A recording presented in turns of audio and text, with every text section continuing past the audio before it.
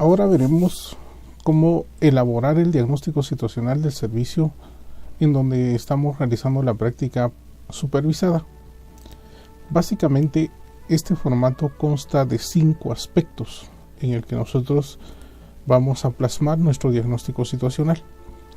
Primero que nada nos pide como primer elemento la reseña histórica del hospital en donde estamos realizando la práctica. Como segundo elemento, nos pide esencialmente el diagnóstico situacional del servicio. Enseguida, como tercer elemento, se contempla la realización del FODA, el análisis de las fortalezas, las oportunidades, las debilidades y las amenazas que hay en el servicio. De este análisis nosotros vamos a extraer un listado de problemas identificados. De los problemas identificados, entonces llegamos al quinto elemento, que es la priorización de estos problemas que nosotros hemos identificado por medio de la utilización del método SENDES. Veamos uno a uno estos 5 elementos.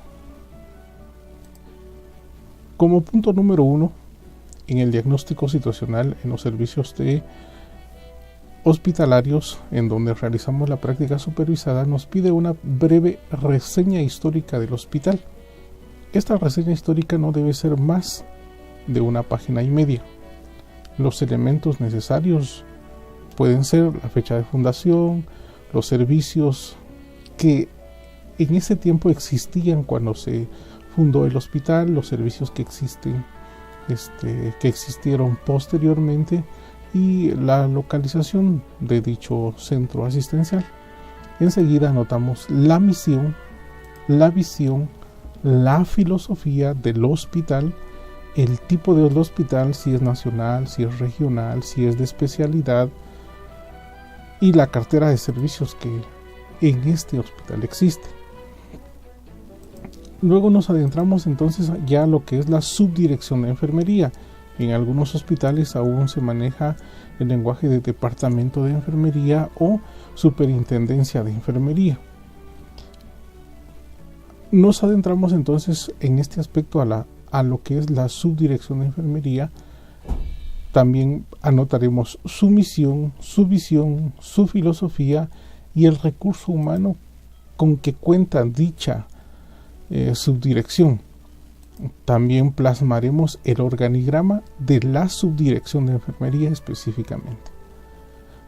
Ya en el segundo elemento que nos piden en el diagnóstico situacional, nosotros vamos a describir el servicio en donde estamos realizando la práctica. En este caso, en el documento se nos presenta como título diagnóstico situacional del servicio de medicina de mujeres, pero en el caso particular de cada uno de ustedes deben presentarlo según el servicio donde está realizando su práctica. Vamos a describir el servicio. Esto quiere decir que nosotros, así como estamos observando el servicio, lo vamos a describir con nuestras propias palabras. No necesariamente tenemos que buscar algún documento para poderlo describir. Vamos a plasmar el organigrama de el servicio. Aquí, por ejemplo, se anota organigrama del servicio de consulta externa. Ustedes deben anotar el servicio de donde están realizando su práctica y plasmar en esta parte el organigrama. Enseguida se nos piden las 10 primeras causas de morbimortalidad, y en la tabla número 1 vamos a presentar las 10 causas de morbilidad de manera descendente. Esto quiere decir que los casos que más se dan son los primeros, y los casos que menos se dan serán los últimos. En este caso presentamos entonces los 10 casos de morbilidad, y obviamente vamos a anotar la fuente aquí en este espacio de donde extrajimos todos estos datos. Vamos a realizar un análisis posteriormente de estas 10 causas de morbilidad, por qué se dan, cómo se tratan en el hospital, cómo se presenta esta situación en el hospital, etc. En la tabla número 2 ya presentamos nosotros las 10 causas de mortalidad. Igualmente, así como priorizamos en la tabla de morbilidad, vamos a priorizar también en la tabla de mortalidad. Quiere decir que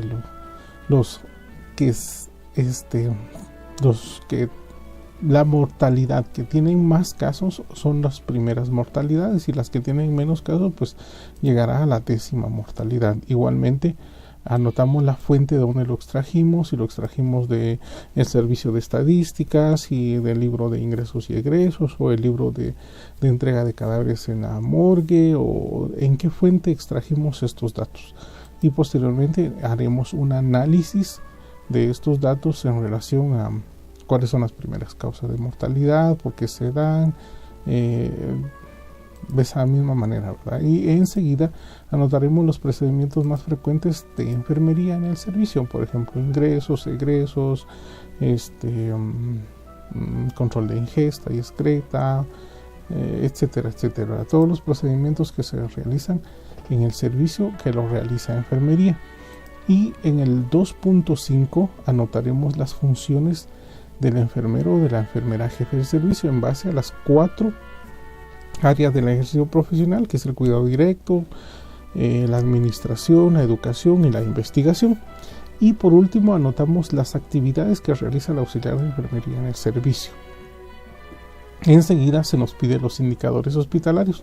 Estos indicadores hospitalarios específicamente son los ingresos, los egresos, las defunciones, el porcentaje de mortalidad general, la dotación de cama, el giro cama, el día estancia disponible, día cama ocupado, el porcentaje ocupacional y la estancia promedio.